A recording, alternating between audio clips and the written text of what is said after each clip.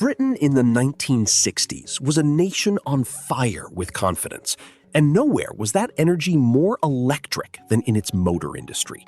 Designers were dreaming boldly, engineers were pushing boundaries, and the cars rolling out of British factories were turning heads from London to Los Angeles. The world was watching Britain, and Britain was delivering. Today on UK Car Vault, we are counting down 10 of the most iconic British cars from that extraordinary decade.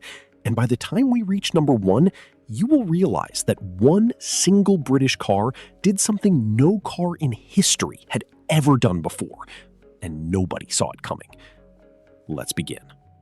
At number 10, we open the countdown with a car that understood exactly what driving was supposed to feel like.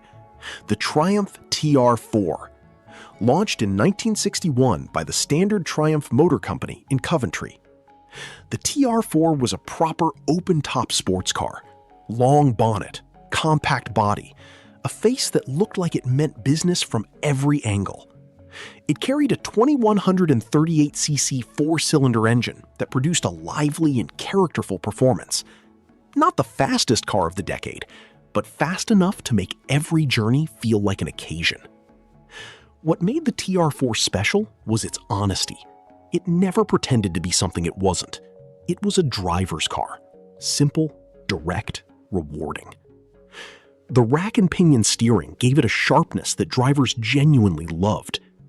The optional Surrey top, a removable hard roof panel, made it practical enough for British weather without losing its open-air character.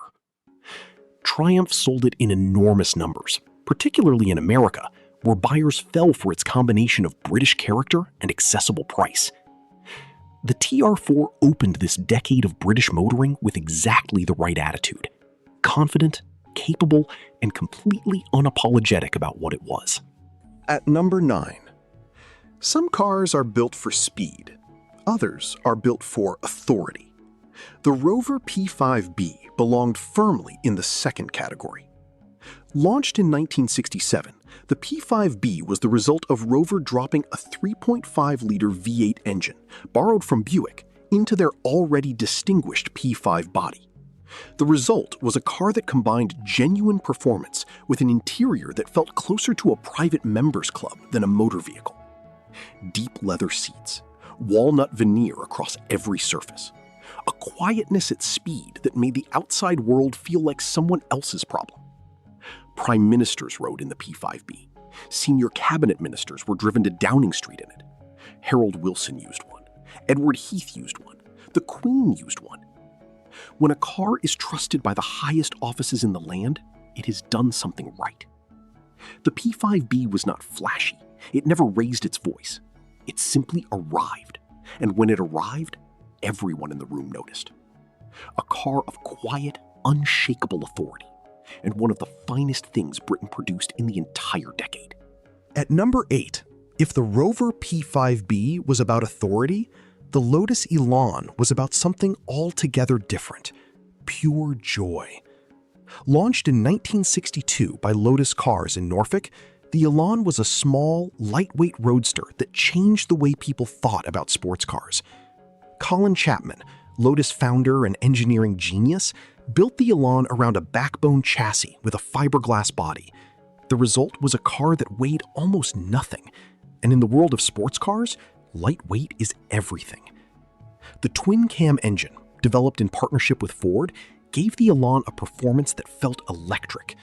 Not because the power figures were extraordinary, but because every input from the driver was answered immediately, honestly, and with total precision.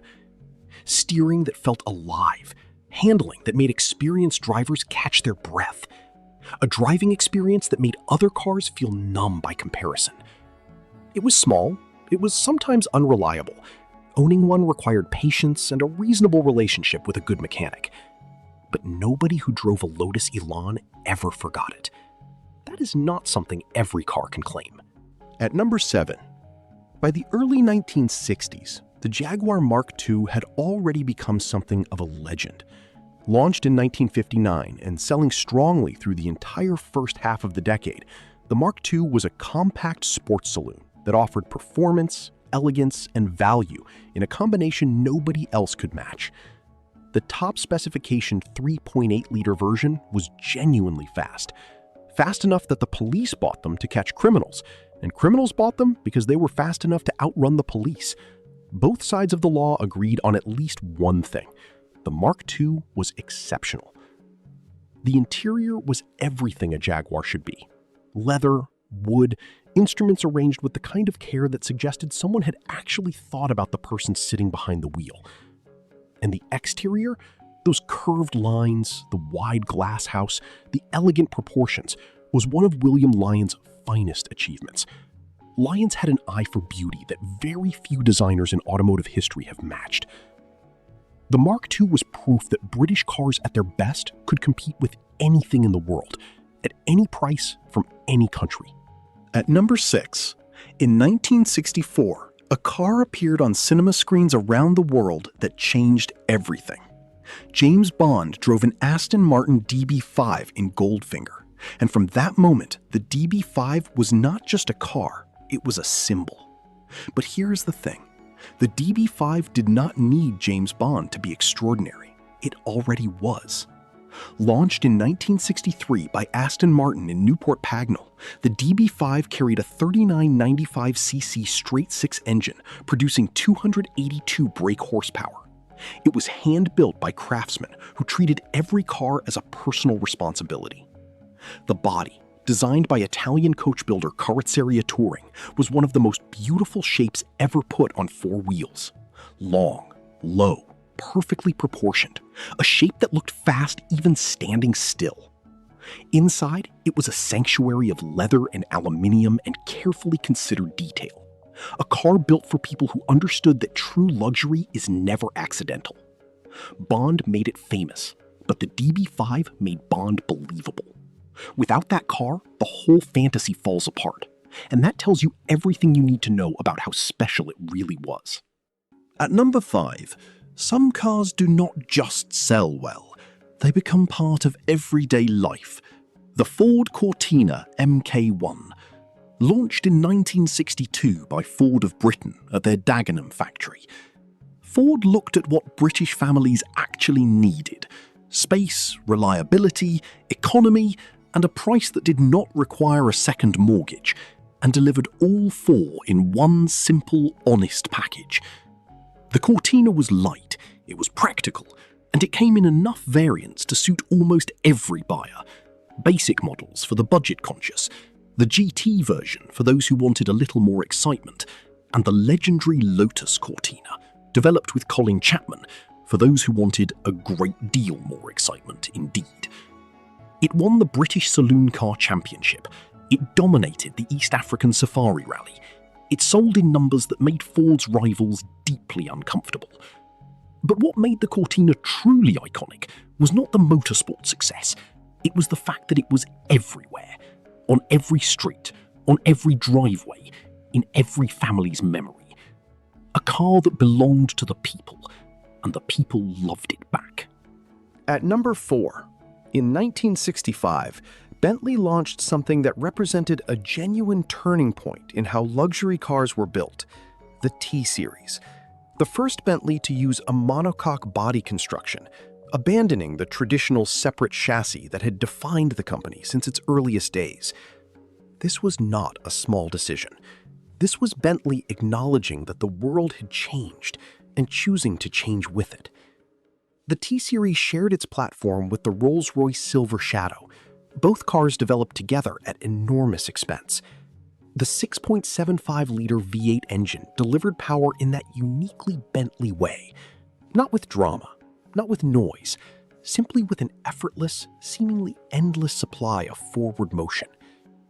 The interior set standards that other manufacturers spent years trying to reach: hand-stitched leather, deep carpets, a craftsmanship that was visible in every surface and every detail.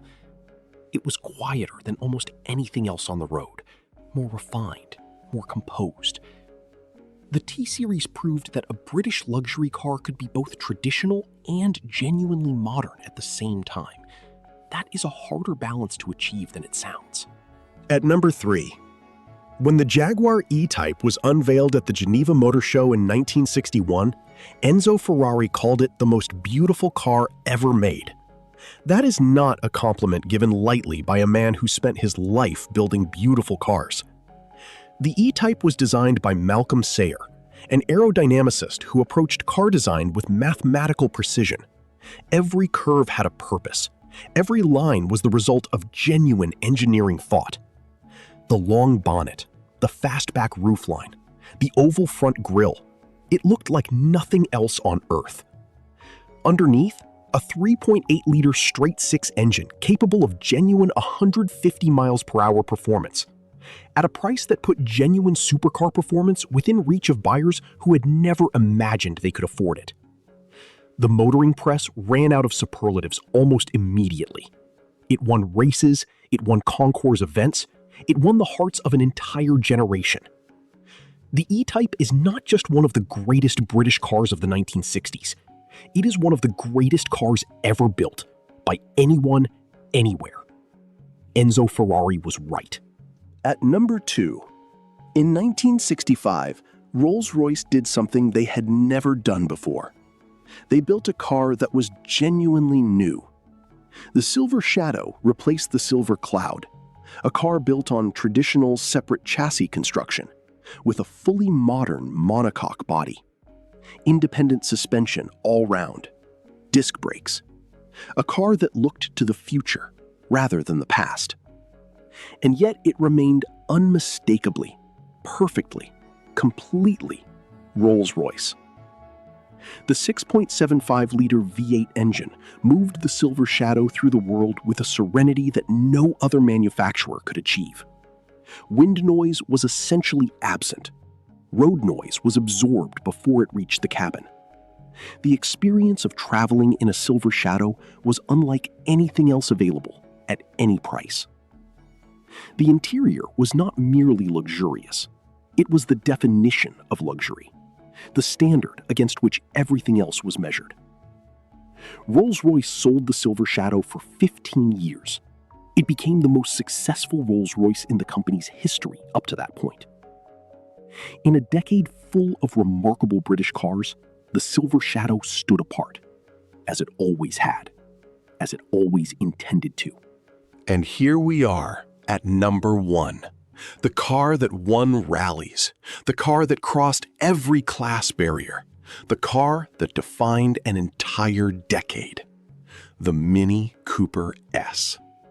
Developed in partnership with racing car constructor John Cooper, the Cooper S took the brilliant but humble Mini and transformed it into something that humiliated far more expensive and powerful machinery on the rally stages of Europe. It won the Monte Carlo Rally 3 times, in 1964, 1965, and 1967. On roads that were frozen, treacherous, and brutally demanding, a tiny British car driven by skilled hands beat everything the rest of the world could throw at it. The engine, a 1275cc unit producing around 76 brake horsepower in standard form, sounds modest on paper, but the Cooper S was light, agile, and fitted with a front-wheel drive layout that gave it traction advantages its rivals simply could not match. But the Cooper S was not just a racing car. Ordinary buyers fell in love with it too. Factory workers drove it, film stars drove it, fashion designers drove it, rock musicians drove it. It brought genuine performance to people who could never afford a sports car, and it did it with a character, a charm, and an infectious personality that no rival at any price could replicate. It did not just win races, it won hearts, it won culture, it won a decade. No British car of the 1960s meant more to more people than the Mini Cooper S, and nobody, absolutely nobody, saw it coming. 10 cars, 10 moments of brilliance, 10 reasons why the 1960s remained the golden age of British motoring. These were not just machines. They were expressions of a nation at the peak of its creative confidence, a country that looked at the world and decided it could do things better, differently, more beautifully than anyone else. And for one extraordinary decade, it was absolutely right. Leave a comment below. We read every single comment. And if you love British motoring history, subscribe to UK Car Vault. We'll keep telling the stories worth remembering.